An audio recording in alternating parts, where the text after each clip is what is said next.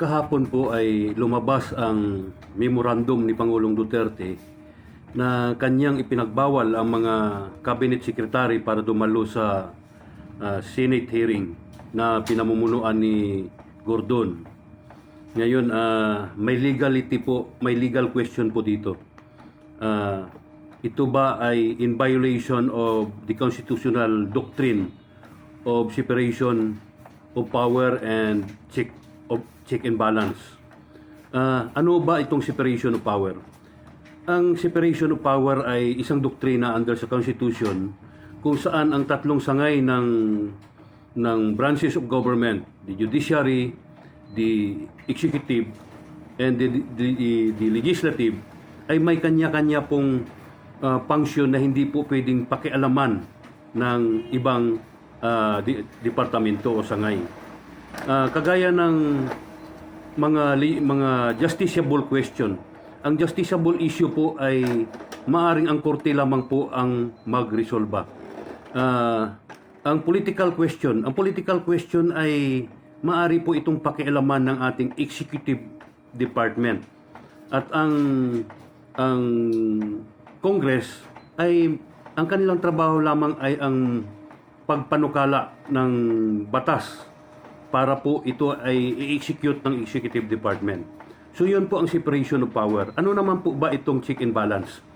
Ang check and balance ay kung may hindi magkasundo ang legislative at executive, ang magre-resolba po ay ang Supreme Court. Kailangan may check and balance. Kung may kapalpakan po sa executive, ang Senado ay maari po itong mag-conduct ng Senate investigation under the Blue Ribbon Committee. So, kung may kapalpakan naman din po ang Congress, ang executive ay maaring magsampa ng kaso laban sa legislative at ang magresolba ay ang Supreme Court. Ngayon, bahagi po ba ng check and balance ang ginagawa ni Gordon sa Senado? Kasi nung unang pagdinig nila ay sinabi ni Duterte sa kanyang mga kabinete na dumalo kayo, mag-cooperate kayo sa investigasyon sa Senado. So hindi po niya malinaw po na hindi po niya pinagbawalan ang mga kabinete noon na dumalo. In fact, ang sabi niya mag-cooperate kayo. Pero hindi na po bahagi ng kapangyarihan ng Senado under sa check and balance doctrine ang pananakot ni Gordon at ng mga senador, ang pambubuli, ang pag-akusa, at ang hindi hinahayaang makapaliwanag ang mga inakusahan at ang mga inanyayahang panauhin sa Senado. So, umalma na po si Pangulong Duterte. Inabuso ni Gordon ang kanyang kapangyarihan under the disguise of check and balance sa kanyang ginawang pambabastos, pampananakot, pambubuli at pagkaakusa.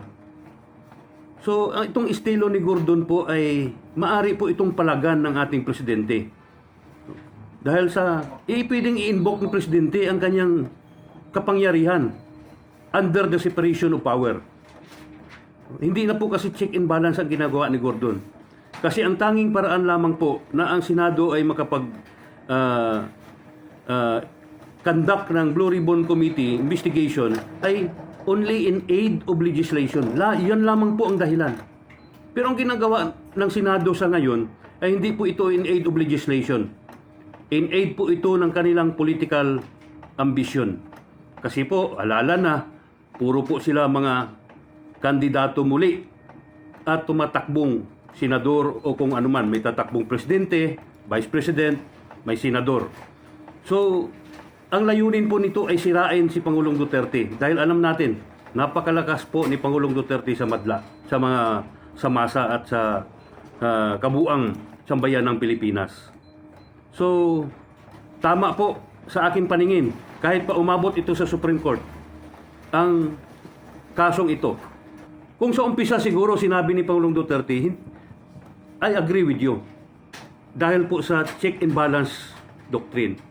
Pero po, sa elemento ng pambabastos, pambubuli, pag-akusa, at pananakot na ginagawa ng investigasyon ni Gordon, hindi na po ito investigasyon. Iniimbitahan niya yung mga panauhin tapos hindi pasalitain. Inasasayang ang oras. Ipanahon pa tayo ng pandemya ngayon kung saan dapat ay nakatutok tayo para resolbahin ang ating problema. Ito po ang pananaw ni Kuya Latigo ninyo. Tama po si Pangulong Duterte. Kaya ang hamon niya, sampahan niyo ako ng kaso sa Supreme Court. Dahil sa memorandum ko na ito, na inatasan ko ang lahat ng cabinet secretary na huwag dumalo sa investigasyon sa Senado ngayon na tumagal na ng ilang linggo. Expose na. Dapat yan tanggalan ng kamera. Duterte on Monday night also signed a memorandum formally barring cabinet officials from attending Senate hearings. Duterte said he will not allow the Senate Blue Ribbon Committee to blatantly disrespect officials as it probes the government's allegedly anomalous pandemic supply deals with formerly pharmaceuticals. He adds his cabinet is too busy with the country's COVID-19 response to attend the proceedings. Gordon, you are not God and you cannot play God. No. You cannot continue this hearing till kingdom come. And the Senate cannot compromise the government's COVID-19 response by getting agency leaders tied up for so long at your beck and calls. Kung may nakita kayong mga crime dyan, maliit o malaki, dalhin na ninyo sa korte. Hindi naman kayo, sabi ko nga, hindi naman kayo investigador. You do not pretend to be an investigator with finding so much fault there. It's the ombudsman or the prosecutor, whichever agency it may be filed. Totoo pong may na resolbang kaso ang Supreme Court noon na sinabi ng Supreme Court na unconstitutional ang pagpigil ng Pangulo para sa mga kanyang kabinete na huwag dumalo sa investigasyon na ginaganap sa Senado. Pero itong ikakaso po nila kay Pangulong Duterte ay iba po ito. May elemento po itong magsasabing hindi po ang naunang na-resolve ng Supreme Court na kaso ay hindi po mag-a-apply kay Pangulong Duterte. Bakit? Una, may pang-aabuso po na ginawa ang Senado sa kanilang investigation ngayon. Mayroon pang pambubuli, pananakot, at kung ano-ano pa na hindi ka nais-nais. Na masabi mong kapag ikaw ay nanonood, hindi po ito ang investigasyon para alamin ang katotohanan. So, ito po ang dahilan kung saan ang Pangulo ay nagdesisyon na huwag nang dumalo ang mga kabinete sa ginagawang investigasyon ng Senado. Kaya po, kung umabot man ito sa Supreme Court, yung dahilan na yan ay maging substantive po. Napaka-importante po ito para po ang Supreme Court ay magsabing tama si Pangulong Duterte.